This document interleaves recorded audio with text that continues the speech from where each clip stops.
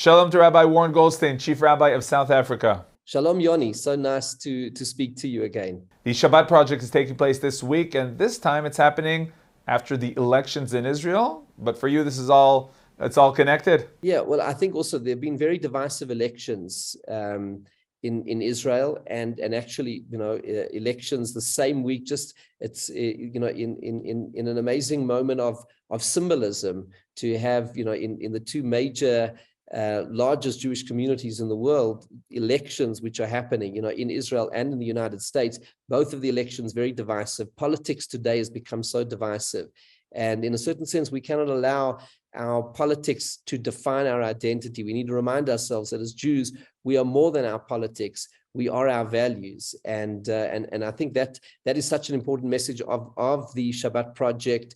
And that is the message of Jewish unity that says, after the sense that we can transcend politics, we can transcend culture, language, all of these different barriers, and say, well, what defines us in our heart is our values and our vision as Jews. And at the heart of our value and vision as Jews is, in fact, Shabbat. And I think in a way it's also part of an answer to the rising anti-Semitism in the world, because the great, anti-Semitism is certainly a problem and a rising problem throughout the world. But at the same time, what I think we need to remind ourselves that that number one, as Jews, we cannot allow ourselves to be defined by those who hate us. We cannot be defined by the hatred of others. We need to be defined by our values of who we are.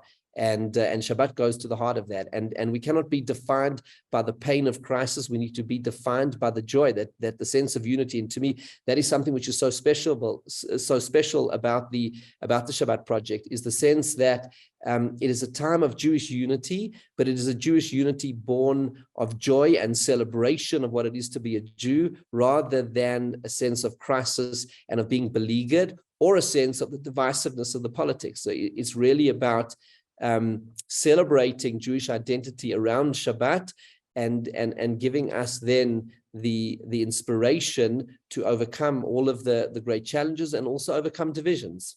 So you're talking about divisions, and here in Israel, we're in wake of all the political disputes around the elections, but you're still able this day to promote Jewish religious concepts, even talk about the religious observance of the Shabbat. Yeah, well, it's an amazing thing, and in a certain sense, perhaps defies the conventional wisdom in that way, because people would have predicted, no, it wouldn't be. And in Israel, where Shabbat has been such a flashpoint of division, in fact, we have found, that the project has grown in Israel this year more than any other place in the world. That is the amazing thing, that the growth of the project in Israel, and finding it in a way that it cuts across all of the different divisions, and it reminds us ultimately that, and this is what I've found in Israel and globally, firstly, there's a deep thirst for Jewish unity, and also a tremendous thirst for a connection to Shabbat. And because I think, what people are finding, and that's why I think they're able to really connect with it in the deepest way, is on one level, from a point of view of quality of life, that in the world in which we live, with so much pressure and tension, and the constant relentlessness of being available and accessible, and being connected to our devices and screens, and families getting pulled apart as a result of that, and a sense of a world which sometimes feels unstable. There is such a deep need for what Shabbat has to offer, that sense of families being connected, the sense of even connecting with ourselves, connecting with God, having a real sense of that spiritual, emotional, psychological relationship dimension of life. But I think it goes even more than that. That what I'm found in discussions that I've had, and reactions that I've had with people all around the world, is that Jewish parents, no matter where they are, whether in Israel or America, Canada, Australia, France, Latin America, Jewish parents have a very deep need to hand over Jewish heritage, Judaism, Jewish values to the next generation. And that's becoming increasingly more challenging. We're living in a global world, open world, all kinds of different values and ideas and perspectives and identities. And there's a real sense that I have from parents wanting to hand over Jewish values to the next generation, give over what it means to be a Jew, to be part of the Jewish people, to give over Judaism. Shabbat provides the perfect opportunity, the perfect platform where Jewish parents can hand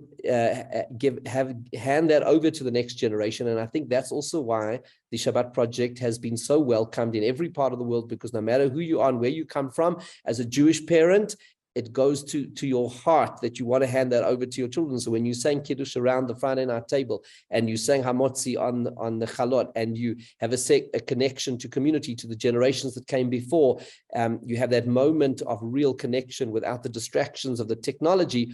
All of that allows for the sense that a parent can have confidence that Judaism can be handed on to the next generation. And I think that is why, the Shabbat Project has, over all these years, has resonated so deeply with communities across the globe, whether it is in the heart of Tel Aviv, or in Paris, or in Strasbourg, or it is in Toronto, in Washington, in Los Angeles, Johannesburg, Sydney, Australia, wherever you may be, anywhere in the world, right across Europe, in Prague, in all far-flung parts of the world. In fact, this year, one of the newest areas that has come into the Shabbat Project has been in Morocco. There's some beautiful celebrations which are taking place.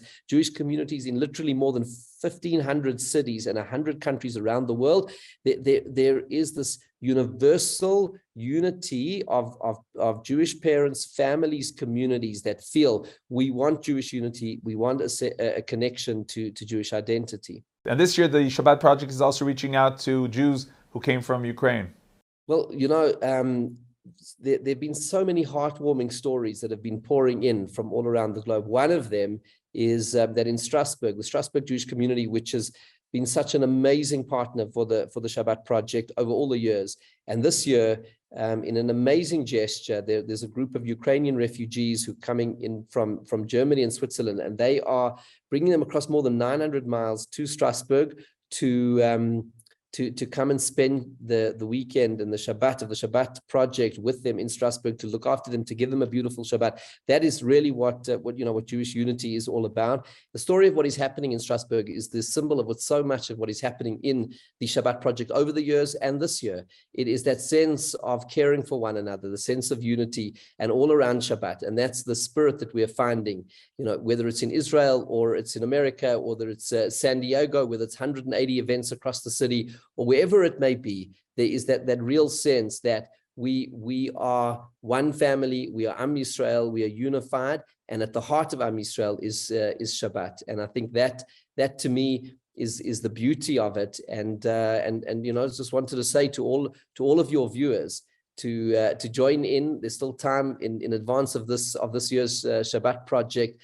Get an event started in your area, keep this Shabbat, celebrate it, reach out to friends and neighbors and community, and be part of this amazing people's movement that puts Jewish unity at the heart of who we are, and Shabbat at the heart of Jewish unity. Okay, Rabbi Warren Goldstein, Chief Rabbi of South Africa, thank you very much for joining us. I'll say to you now, Shabbat Shalom.